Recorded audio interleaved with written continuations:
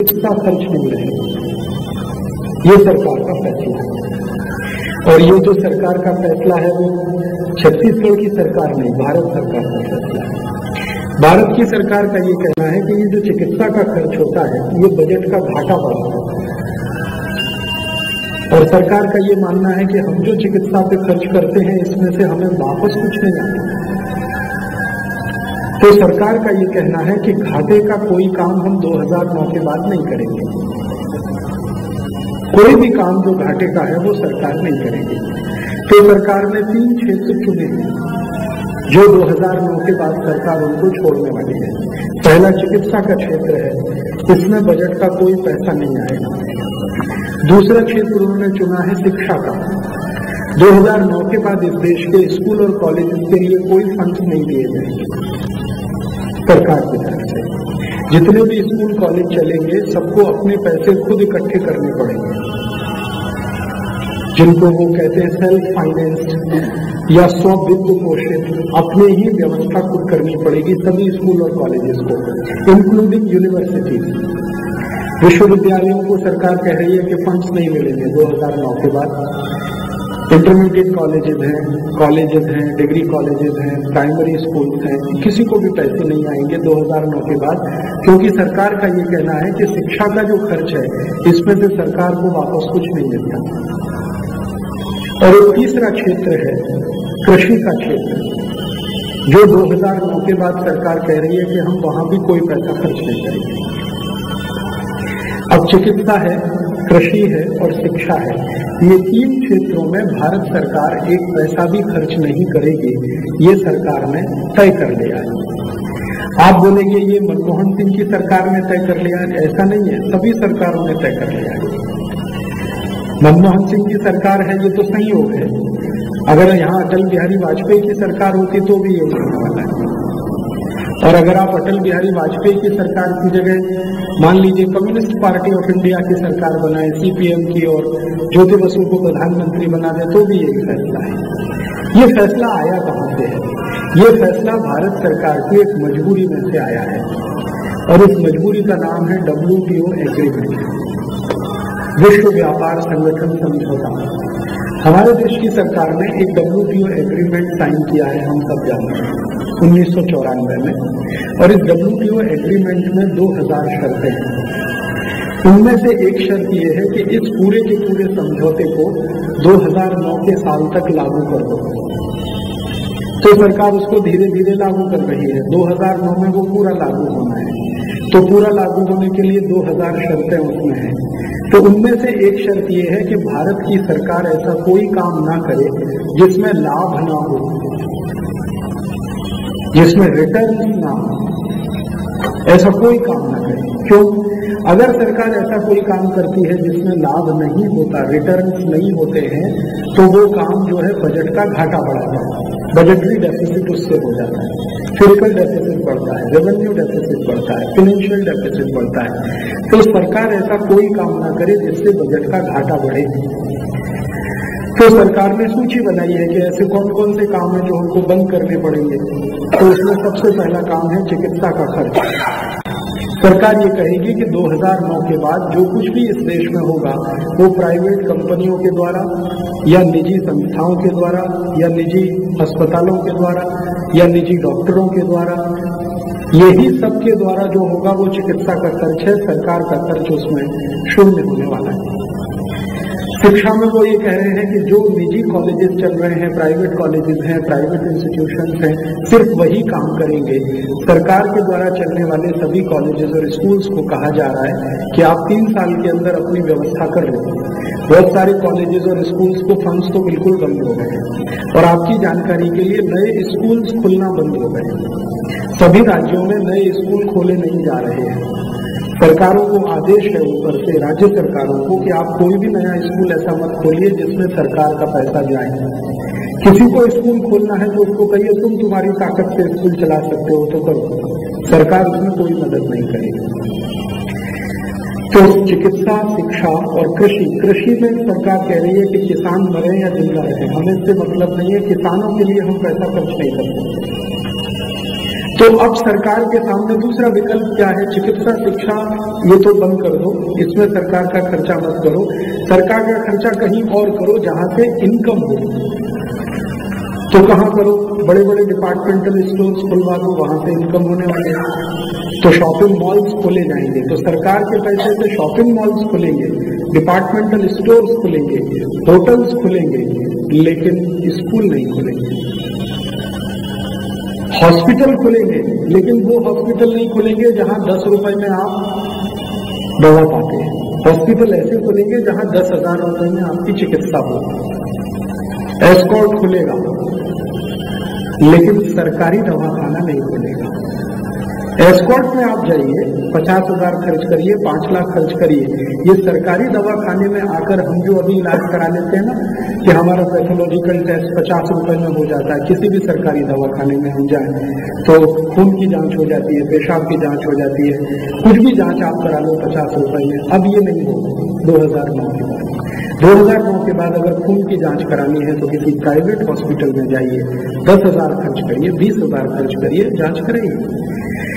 अभी हम सरकारी दवाखाने में जाते हैं और मुझे कोई चेस्ट इन्फेक्शन है और एक्सरे निकलवाना है तो अभी भी 25-30 रुपए में निकल आता है। तो सरकार कह रही है 2009 के बाद ये बंद हो जाएगा। आपको एक्सरे निकालना जरूर निकालिए, किसी बड़े हॉस्पिटल में जाइए। सरकार का ये स्टैंड है कि हम अपनी तरफ से चिकित्सा के लिए, शिक्षा के लिए और कृषि के लिए कोई पैसा खर्च नहीं करेंगे, क्योंकि इसमें से रिटर्न्स नहीं आते हैं, लाभ नहीं मिलता है। हम पैसा खर्च करेंगे वहां, जैसे डिपार्टमेंटल स्टोर्स हैं, यहां से पैसा मिलेगा। हमें स्पेशल इकोनॉमिक जोन्स बनाने हैं, उसमें पैसा लगाना है, वहां से हमें रिटर्न्स मिलेगा। हमें बहुत बड़े बड़े एरिया मल्टीनेशनल कंपनीज को बेच देने हैं, क्योंकि वहां से रिटर्न्स मिलेगा।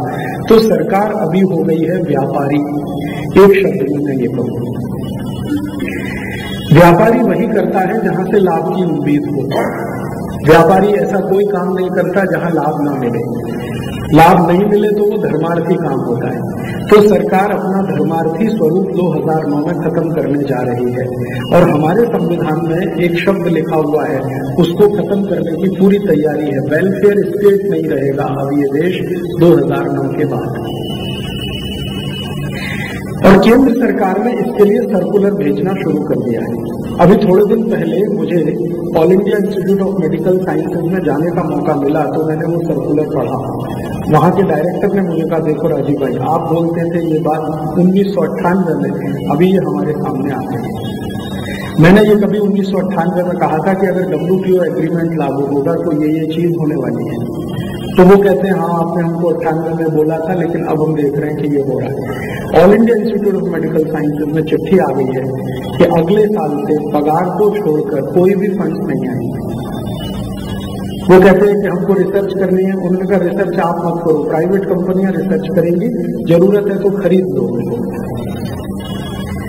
All India Institute of Medical Sciences में जो चिट्ठी आई है, वैसी ही चिट्ठी दिल्ली यूनिवर्सिटी में आई है, जवाहरलाल नेहरू विश्वविद्यालय में आ गई है।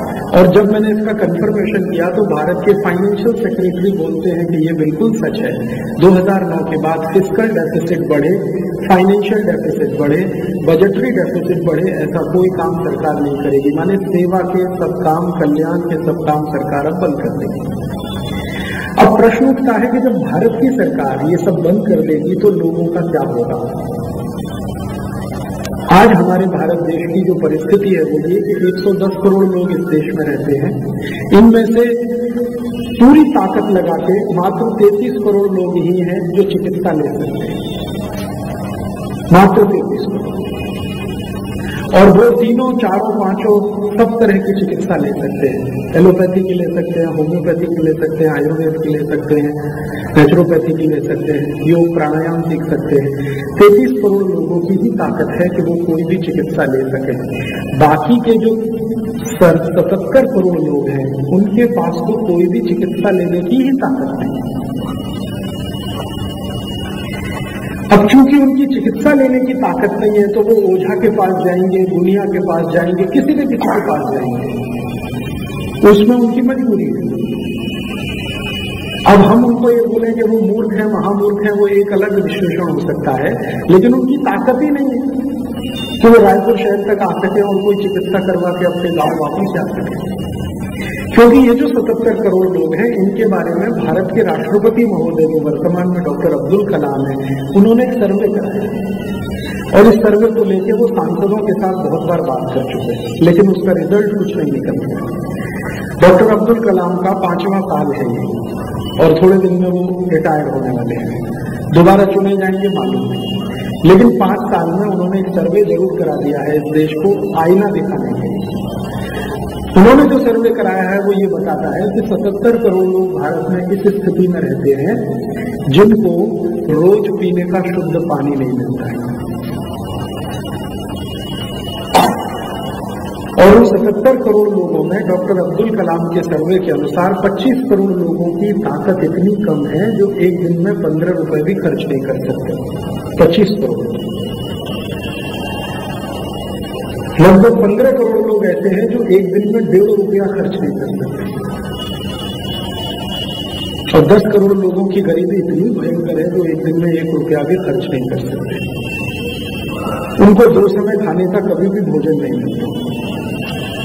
डॉक्टर अब्दुल कलाम ने ये जो सर्वे कराया वो इंडियन स्टैटिस्टिकल डिपार्टमेंट की मदद से कराया, और वो सर्वे बोलता है कि भारत में कुल 21 करोड़ परिवार हैं, उनमें से 14 करोड़ परिवारों के पास झुग्गी झोंपड़ियां हैं, घर भी नहीं है, जिनको घर कहा जाए ऐसी स्थिति में भी वो नहीं रहते, तो वो झुग्गी झोंपड़ी में रहते हैं। तो इतनी भयंकर गरीबी में इस देश के 77 करोड़ लोग रहे, उनकी चिंता है कि वो क्या करेंगे 2009 के बाद। अभी तो हम ये मान लेते थे कि कहीं प्राइमरी हेल्थ सेंटर है, सरकार का दवाखाना है, वो वहां जा सकते हैं, 2-5 रुपए की कुछ गोली मिल गई, डॉक्टर ने उनकी मदद कर दी तो कुछ तो कर सकते हैं, लेकिन 2009 के बाद वो भी खत्म होने वाला है।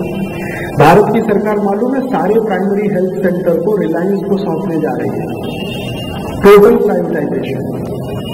रिलायंस चलाएगा प्राइमरी हेल्थ सेंटर को। अब रिलायंस वालों से मैंने पूछा आप कैसे चलाएंगे, तो उन्होंने कहा हम ये सब प्राइमरी हेल्थ सेंटर्स को हॉस्पिटल में बदल देंगे।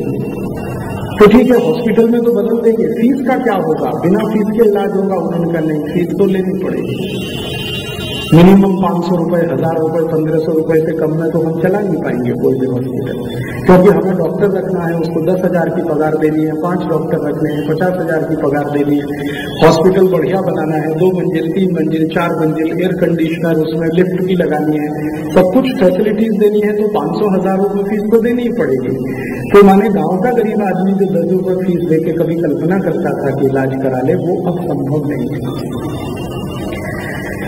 सरकार की योजना है कि अगर सारे प्राइमरी हेल्थ सेंटर को रिलायंस ना चला सके तो अपोलो को दे दो, कुछ एस्कॉर्ट्स को दे दो, कुछ अपोलो को दे दो, कुछ रिलायंस को दे दो, कुछ किसी डॉक्टर रेड्डीज लेबोरेटरी को दे दो। तो ये सारी बड़ी कंपनियां लाइन में लगी हुई हैं, एक एक करके इनको एक एक एरिया मिलने वाला है।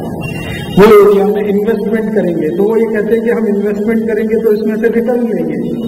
रिलायंस की पॉलिसी है कि हम 1 रुपए लगाएंगे तो 3 रुपए लेने हैं हमको इसमें से, नहीं तो हम 1 रुपया क्यों लगाएंगे। अपोलो की पॉलिसी है कि 1 रुपया लगेगा तो 4 रुपए लेंगे उसमें से। रेड्डीज लेबोरेटरी वाले कहते हैं कि 1 लगाएंगे तो 2.5 रुपए तो चाहिए कम से कम हमको रिटर्न के रूप में। माने अब तक जो चिकित्सा का कार्य, सेवा का कार्य था, वो अब व्यापार बनेगा, पूरी तरह से व्यापार बनेगा। दूसरा क्या होगा, सरकार ने कंपनियों को खुली छूट दे दी है कि जो दवाएं आप बाजार में बेचते थे और जिन पर सरकार के ऊपर से कंट्रोल था, ड्रग प्राइस कंट्रोल ऑर्डर, आप जानते हैं, डॉक्टर पाठक इस बात को अच्छे से समझेंगे क्योंकि एलोपैथी के डॉक्टरों को ये मालूम है, सरकार की तरफ से दवाओं के ऊपर कीमत का कंट्रोल है, नियंत्रण है, वो सरकार ने अब खत्म कर दिया। ड्रग प्राइस कंट्रोल ऑर्डर निकाल दिया, तो कंपनियों ने दवाओं के भाव 2 गुने, 3 गुने, 4 गुने बढ़ा दिए। कुछ कुछ दवाओं के भाव तो 100 गुने बढ़ गए, 100 टाइम्स बढ़ गए। कैंसर के ट्रीटमेंट की जो दवाएं आज से 3-4 साल पहले जिस कीमत पर थी, आज उनकी कीमत 3-4 गुनी, 5 गुनी तक बढ़ गई है, 500% दाम बढ़ गए। और बाजार में जो सस्ती दवाएं मिलती थी ना, 10-20-50 पैसे की टैबलेट, वो सब गायब हो गए, सब आउट हो गए। और कंपनियों ने इतनी चालाकी किया है कि उनके थोड़े मॉलिक्यूल्स बदलकर वही दवाओं को नए नाम से डाल दिया है, लेकिन उसके दाम इतने बढ़ा दिए हैं कि आदमी खरीद भी ना सके, गरीब आदमी तो सोच भी ना सके। पिछले 3-4 साल से मैं कुछ दवाओं का अध्ययन कर रहा हूं। एक दवा है कोरेक्स, कफ सिरप है। हर 3 महीने में इसका भाव बढ़ जाता है, हर 3 महीने में भाव बढ़ जाता है। और मैं 4 साल में देखा है उसका भाव 650% बढ़ चुका है। कोरेक्स कफ सिरप का 650%। अब जो कंपनी ये बनाती है उनको मैं 20वीं चिट्ठी लिख चुका हूं कि आप मुझे इसका कारण बताइए कि हर 3 महीने में आप इसका भाव क्यों बढ़ाते हैं। कहते जी डिमांड बढ़ रही है, तो डिमांड बढ़ रही है तो भाव क्यों बढ़ा रहे हो इसका? तो कहते हमें मालूम है ये दवा क्या क्या काम में आ रही है। जो दारूबाज लोग हैं ना वो भी पूरा गटागट पी रहे हैं। खांसी मिटाने के लिए तो पी ही जा रही है, लेकिन दारू पीने वाले भी पी रहे हैं, तो वो भाव बढ़ाते जा रहे हैं, मुनाफा उनको मिल रहा है। कोरेक्स बनाने वाली कंपनी बोलती है कि हमारी 50 दवाओं के धंधे को बंद करके हमने ये कोरेक्स चालू कर दिया। तो कंपनी भी बाजार में उतरी है व्यापारी बन के। अब उसके दिमाग में सेवा नहीं है, उसको पैसे कमाने हैं। और सारी बड़ी बड़ी विदेशी कंपनियां इसलिए आ रही हैं जिनके ये दरवाजे खुले हैं। तो कंपनियां व्यापारी, सरकार भी व्यापारी, और डॉक्टर तो व्यापारी है ही, जो आप थोड़ी देर पहले स्वीकार कर चुके हैं। डॉक्टरों में व्यापार करने की प्रवृत्ति इतनी जबरदस्त हो गई है जिसका उदाहरण सुनो देखो तो शर्म से सिर झुक जाता है कि कोई बेचारा आ गया पेट के दर्द का मरीज, उसको दे दिया एनेस्थीसिया, लिटा दिया, किडनी काट के निकाल लिया, 2 लाख रुपए में बेच दिया। अब डॉक्टर के यहाँ जब किडनी काट के निकाल के बेच दिया 2.5 लाख रुपए में, वो मरीज सीधा साधा भोला भाला, उसको कुछ पता नहीं, उसने तो ये सोच के ऑपरेशन कराया कि पेट का दर्द ठीक होगा। मालूम नहीं है कि डॉक्टर ने किडनी काट के निकाल दिया। अब उसको 10-12 साल पता भी नहीं चलता, क्योंकि एक ही किडनी से काम चलता रहता है। 10-12 साल बाद पता चला, कोई डॉक्टर ने बताया तुम्हारी तो एक किडनी ही नहीं है। तब वो सोचता है कि ये गई कहाँ। तब वो बोलता है मैं किसी डॉक्टर के पास गया था, मेरा ऑपरेशन हुआ था, तो निकाल लिया उस डॉक्टर ने, अब करोगे और बेच दिया उसने 2.5 लाख। इस लेवल के व्यापारी हैं डॉक्टर। व्यापार भी होता है ना, उसकी भी एक गरिमा होती है। ये तो गरिमा के भी नीचे उतरे हुए हैं। बेचारी कोई भी भोली भाली सीधी सादी गांव की महिला आ जाए गर्भावस्था में, बिना सीजर उसका अगर बच्चा पैदा हो जाए तो डॉक्टर मानता है कि मेरी तो नाक ही कट गई, जो नॉर्मल डिलीवरी हो गई। सीजर तो होना ही चाहिए, जबरदस्ती होना चाहिए, कंपल्सरी होना चाहिए। तो डॉक्टर व्यापारी, सरकार व्यापारी, कंपनियां व्यापारी। फंस गया तो ये बेचारा कस्टमर, या आप उसको कहिए ग्राहक, या अच्छे शब्दों में कहिए भारतीय नागरिक। जो इस देश का नागरिक है वो तीनों व्यापारियों के बीच में फंस गया। वो करेगा ये इलाज कैसे कराए, चिकित्सा कैसे पाए। इस विषय पर डॉक्टर अब्दुल कलाम के साथ घंटों हम लोगों ने मगजमारी की। जब उसका सर्वे खत्म हुआ ना, तो उन्होंने दिल्ली में एक मीटिंग बुलाई थी देश भर के लोगों को। मैं भी चला गया उसमें, मुझे भी बुला लिया कि अब बताओ क्या करेंगे, सरकार तो ये बंद कर देगी। और वो मुझे कह रहे थे कि अगर मैं भी प्रधानमंत्री हो जाऊं तो मैं भी यही करूंगा, क्योंकि WTO की कंडीशन है। WTO में अगर हम हैं तो हमको ये मानना ही पड़ेगा, या तो हम WTO छोड़ें, समझौता रद्द कर दें, तो फिर रास्ता हमारे लिए खुला है। उतनी ताकत अभी हिंदुस्तान के किसी नेता में नहीं है कि वो WTO छोड़ दे। कम्युनिस्ट नेताओं में भी नहीं है, उनसे भी बात करके हमने देख लिया। तो BJP, Congress, Janata Dal, CPM, CPI सब WTO के साथ में है। माने कोई भी प्रधानमंत्री आ जाए, मनमोहन सिंह को हटा दो, किसी को भी ला दो, वो WTO की शर्तें आने ही वाली हैं, तो सरकार तो इसमें से जाने ही वाली है। तो ये तीनों क्षेत्रों का 100% प्राइवेटाइजेशन होने ही वाला है। प्राइवेटाइजेशन का एक ही मतलब है, जिसके पास पैसे हैं उसको चिकित्सा मिलेगी, और जिसके पास पैसे नहीं है उसको कुछ नहीं होने वाला, वो मरेगा बिना दवा के। तो हमारी चिंता ये है कि जिसके पास पैसे नहीं है उसका क्या होगा। इस चिंता में ये परिचर्चा आयोजित हुई है, और ये यहाँ पहली बार हुई है ऐसा नहीं है। देश भर में मैं जगह जगह ये परिचर्चा कर रहा हूँ पिछले 1.5-2 साल से। सभी 35 के डॉक्टरों को बुलाना, उनके साथ बैठना, दिमाग लगाना, ब्रेनस्टॉर्मिंग सेशन करना, कुछ रास्ता निकालो इसमें से। तो कहते एक ही रास्ता है राजीव भाई, ये WTO रद्द करा दो। अब WTO रद्द करने के लिए भी तो हम हिंदुस्तान में कोई बड़ा अभियान चलाएं, लाखों करोड़ों लोगों को जन जागृति करके खड़ा करें सरकार के खिलाफ, वो मजबूर करे तो सरकार WTO कैंसिल करे। उसमें जितना समय लगेगा मुझे अंदाजा है, क्योंकि गांधी जी को इस देश को खड़ा करने में 45 साल लग गए, जबकि उनकी तपस्या हमसे कई गुनी ज्यादा है। उनकी तपस्या इतनी बड़ी थी कि अफ्रीका के हीरो होके आए थे इस देश में, तब भी 30 साल लग गए। 1915 से काम शुरू किया था और 1945 में जाके थोड़ा परिणाम दिखाई दिया था कि हाँ, भारत आजाद हो सकता है। हम तो उनकी चरणों की धूल के बराबर नहीं, ना हमारी इतनी तपस्या है, ना इतनी तेजस्विता है। तो गांधी जी को देश खड़ा करने में इतने साल लग गए, तो हमको कुछ समय तो लगेगा। WTO रद्द कराना हो और जो कराना हो, तात्कालिक क्या किया जाए? तब दिमाग में एक प्रश्न आया, उसका समाधान अभी उनके व्याख्यान से हुआ।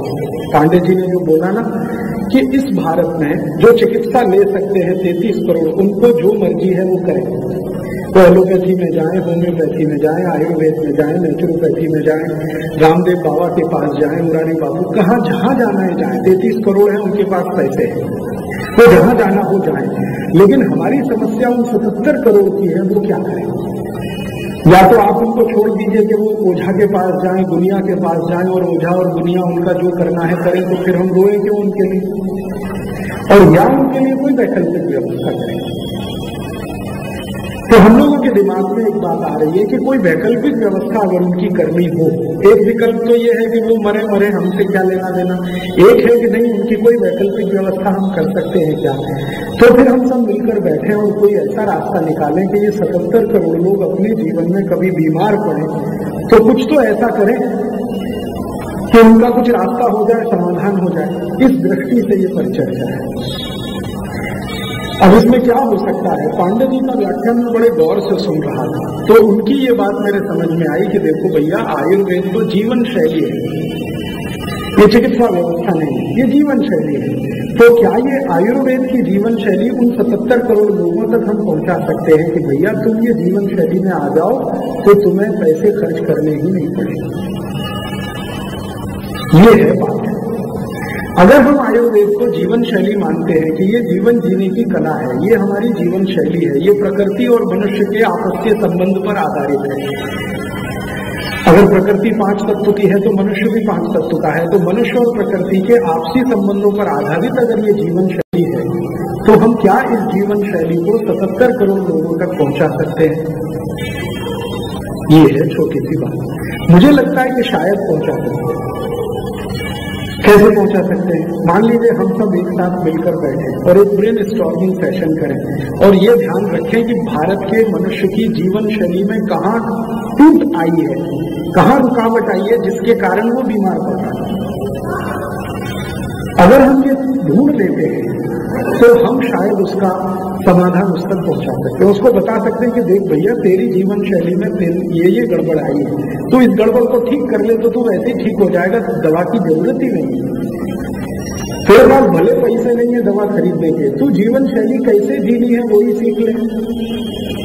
मान लीजिए इस जीवन शैली के कुछ प्रमुख तत्व हैं, तो वो प्रमुख तत्व 1, 2, 3, 4, 10, 20, 50, 100, 200, 500, 1000 हम लिख डालें, सरल भाषा में उनके पत्रक बनाएं, तमिल, तेलुगु, कन्नड़, मलयालम, उड़िया, बांग्ला, आसामी सब भाषाओं में बनाएं।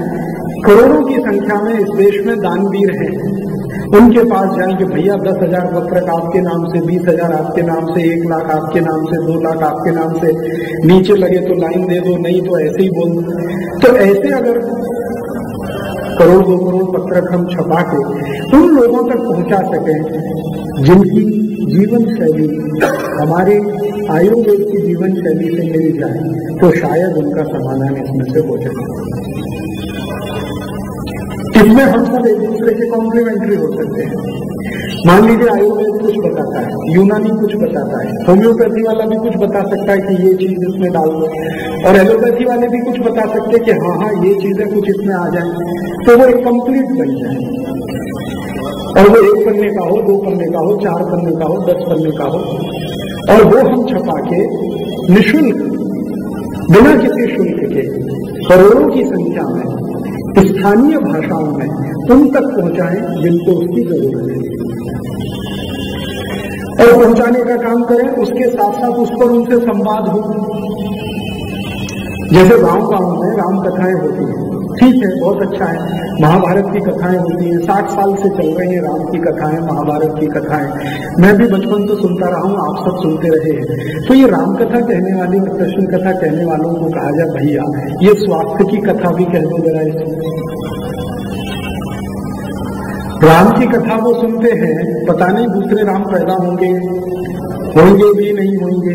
कृष्ण की कथा सुन रहे, दूसरे कृष्ण होंगे भी कि नहीं होंगे मालूम नहीं है, लेकिन ये स्वास्थ्य की कथा कह दिया तो उसका जीवन तो सुखी हो जाएगा।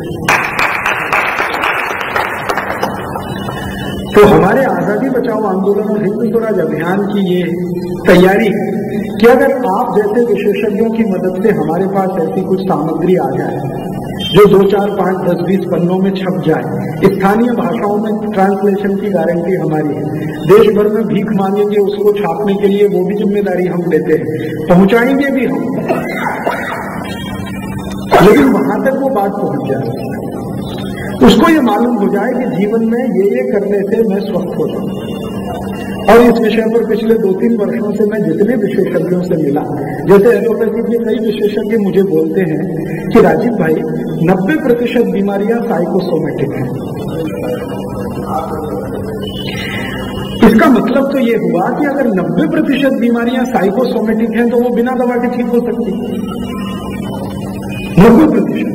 अगर 90% बीमारियों को बिना दवा के एलोपैथी वाले ठीक कर सकते हैं तो फिर आयुर्वेद वाले पीछे क्यों रहे, होम्योपैथी वाले पीछे क्यों रहे, और यूनानी वाले क्यों रहे? और ये सब मिलके हो सकता है सबको ही ठीक कर ले, 1% छोड़ के। एक्सीडेंटल केसेस को छोड़ दिया जाए तो हो सकता है सभी को ठीक कर ले, सभी के पास कुछ ना कुछ विशेषज्ञता है। तो आप सब विशेषज्ञों की मदद से हमको एक पत्रक बनाना है। देखिए, ये आज की परिचर्चा का मूल उद्देश्य ये है, एक पत्रक बनाना है, चाहे बुकलेट कहिए चाहे पत्रक कहिए, वो हमें इस हिसाब से बनाना है कि 77 करोड़ लोग जो कोई दवा नहीं खरीद सकते इस देश में और 2009 के बाद खरीद भी नहीं सकेंगे, उनका क्या होगा। उस दृष्टि से हम वो बनाएंगे और उसमें 10, 20, 50, 100, 200 बातें लिखें। लिखने के बाद उन तक उनकी भाषा में पहुंचाएं। तो रामकथा कहने वालों की मदद से कि भैया ये स्वास्थ्य कथा कह दो, महाभारत कथा कहने वालों की मदद से ये थोड़ी सी कथा कह दो। मुरारी बाबू को मैं जाके कभी भी निवेदन करूंगा, वो मान जाएंगे कि 10 मिनट इसी पे बोल दो। आसाराम बापू को कहूंगा आप भी बोल दो, रामदेव जी को बोल ही रहे हैं। ऐसे जैन संतों से हम कहें, जैन संतों के कई संप्रदाय हैं, दिगंबर हैं, श्वेतांबर हैं, मूर्ति पूजक हैं, डेरावासी हैं, उनको हम कहें। इस्लाम को मानने वाले जो उनके उलेमा हैं, मौलाना हैं, जो रोज मस्जिद में व्याख्यान देते हैं, हर शुक्रवार को तो मैंने सुने ही है कि बड़े बड़े व्याख्यान होते हैं, उनसे तो भैया ये स्वास्थ्य कथा भी कह दो थोड़ी सी, जो उसकी जिंदगी चलाने में मदद करती है।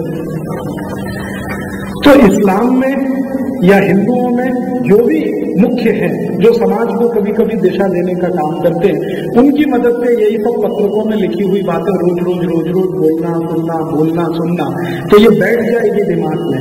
ये बैठ जाएगी तो शायद वो अपने स्वास्थ्य का खुद हल निकाल देगा। मुझे ऐसा लगता है कि भारत में 2009 के बाद चिकित्सा की शायद इतनी जरूरत नहीं, चिकित्सकीय ज्ञान की थोड़ी जरूरत हो सकती है। हेल्थ फैसिलिटीज नहीं चाहिए, हेल्थ एजुकेशन चाहिए।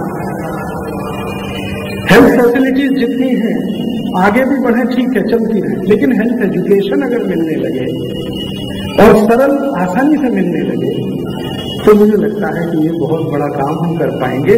और संकट के समय में समाज की किसी समस्या का समाधान अगर हम नहीं दे पाए तो सभ्यता हमारी बेकार है। संकट आ रहा है, हम देख रहे हैं 3 साल के बाद। अगर इस संकट में हम इस समस्या का कोई समाधान दे पाते हैं, वो आयुर्वेद की मदद से हो, यूनानी की मदद से, होम्योपैथी, एलोपैथी, योग, प्राणायाम, नेचुरोपैथी, किसी की भी मदद से हो या सबकी मदद से हो, तो हमारी तो इच्छा वो है कि हम इस समाधान की तरफ बढ़े। आप सभी रायपुर के निवासी यहाँ हैं, सुधी हैं, थोड़ा भी अगर आप इसमें कुछ मदद कर सकें तो करें। क्या मदद कर सकते हैं? मान लीजिए हम ये 20 पन्ने की एक पुस्तिका बनाते हैं या 10 पन्ने की बनाते हैं, तो इसमें ज्ञान के रूप में क्या डालना, उसमें आप एक मदद कर सकते हैं। और ये बनने के बाद हम आपको दे दें कि भैया ये बन गई है, ये उसका मॉडल है, आप उसको 10,000, 20,000, 25,000 अपने नाम से छपाओ, अपनी संस्था के नाम से छपाओ और वहां बांटो जहां चिकित्सा पहुंचती नहीं। मुझे ऐसा लगता है। एक वैद्य जी को अभी मैं मिला पुणे में, उनकी उम्र 84 साल की। उन्होंने मुझे कहा देखो तुमको अगर ये काम करना है तो उन्होंने मुझे कहा बाघ भट्ट की 2 पुस्तकें पढ़ो, अष्टांग हृदय और अष्टांग संग्रह। तो मैंने पढ़ना शुरू कर दिया। अब वो पढ़ते पढ़ते मुझे उसमें से ऐसी अद्भुत बातें मिली है जो मैं मानता हूं कि अगर वही आदमी पालन करने लगे तो जिंदगी भर निरोगी रहे। उसमें से 3-4 बातें मैंने ले ली। एक जगह बाघ भट्ट जी लिखते हैं, संस्कृत में है, बड़ी सुंदर बात है कि ऐसा कोई भी भोजन मत करो जिसको सूर्य का प्रकाश और पवन का स्पर्श नहीं हुआ। हाँ, सूर्य का प्रकाश और पवन का स्पर्श नहीं हुआ हो, ऐसा कोई भी भोजन मत करो तो स्वस्थ रहोगे। तो जिस दिन मैंने ये पढ़ा, आज से 2 साल पहले की बात है, मैंने 2 साल से सोचना शुरू किया कि ये चक्कर क्या है, सूर्य का प्रकाश और पवन का स्पर्श। तो बहुत दिन के बाद समझ में आया कि फ्रिज में रखा हुआ भोजन मत करो, क्योंकि फ्रिज एक ऐसी चीज है जिसको ना सूर्य का प्रकाश मिलेगा ना पवन का स्पर्श मिलेगा। तो मैंने 2 साल से फ्रिज की चीजें खाना बंद कर दिया और उसका मुझे अपने जीवन में इतना लाभ हुआ है जो मैं किसी को भी जोर जोर से चिल्ला के बोलता हूं कि भैया फ्रिज का पानी कभी मत पीओ। फ्रिज की रखी हुई कोई चीज मत खाओ। मेरे यूरोप और अमेरिका में बहुत दोस्त हैं, क्योंकि मैं बहुत घूमता रहा। मैंने उनको भी बोलना शुरू किया और उनकी भी समस्याएं हल हो रही हैं। मैं जब भी यूरोप जाता हूं तो मैं देखता हूं कि उनकी एक बहुत भयंकर समस्या है। कोई भी यूरोपियन और अमेरिकन आदमी सवेरे जब टॉयलेट रूम में जाता है तो 1 घंटे के पहले बाहर ही नहीं आता, एवरेज कभी कभी 2 घंटे। और उनको पूछो भैया करते क्या हो तुम 2 घंटे टॉयलेट रूम में? तो कहते जी न्यूज पेपर पढ़ते, मैगजीन पढ़ते। क्यों पढ़ते? स्टूल पास नहीं होता, पेट साफ नहीं होता। कई बार कहते जोर लगाते फिर भी नहीं। गाना भी गाते हैं, मेरे सपनों की रानी कभी आएगी, आती नहीं। 2-2 घंटे बैठते हैं और उसका दुष्परिणाम यह है कि उनके मुंह से बदबू आती है, शरीर में से बदबू आती है।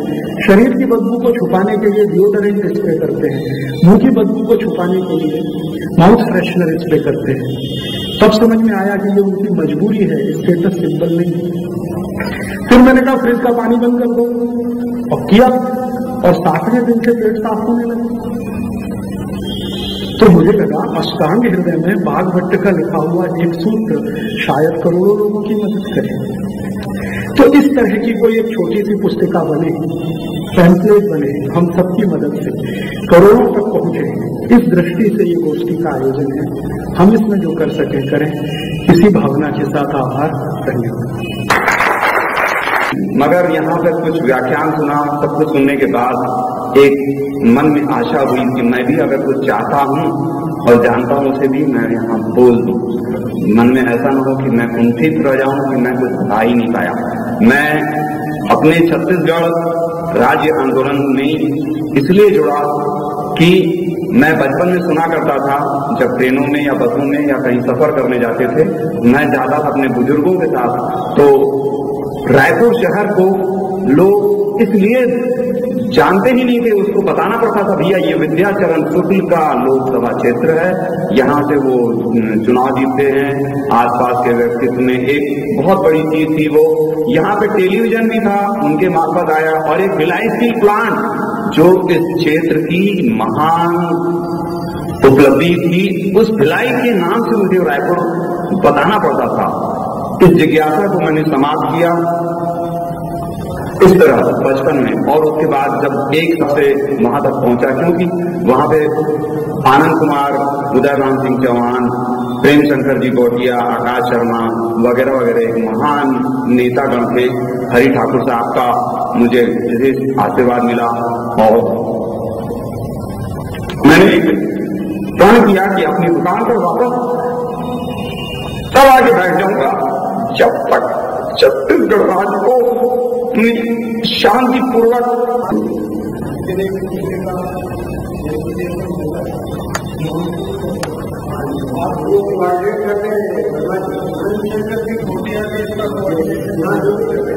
कोऑर्डिनेशन करेंगे और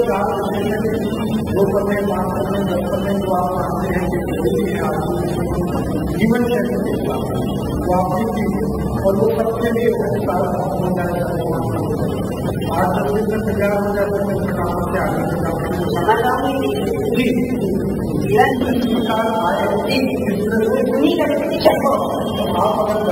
ऐसी दृष्टि से घोटिया की कोऑर्डिनेशन करें, 15-20 दिन में ये तैयार हो जाए। और भी बातें अलग अलग जगह होगा, तो यहाँ का भी आ जाएगा तो वहाँ का भी आ जाएगा, मिलकर सूट हो जाएगा। कुछ ऐसे स्लोगन हो जैसे बोलते हैं पैर गरम पेट, ये सब चीजें सही हो जाए। स्लोगन तो देने पड़ेंगे।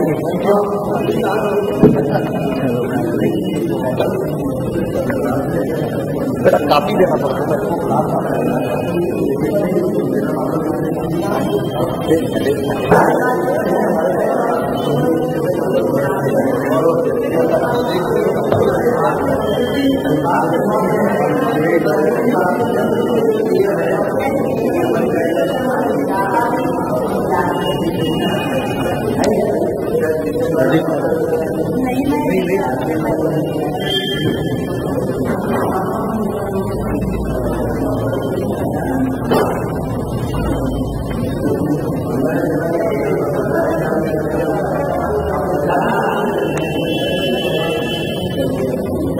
तो 8-10 दिन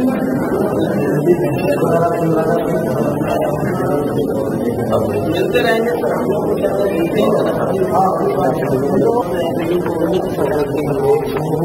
तो आपके जो पिछले बार जो मैंने बातें सुनी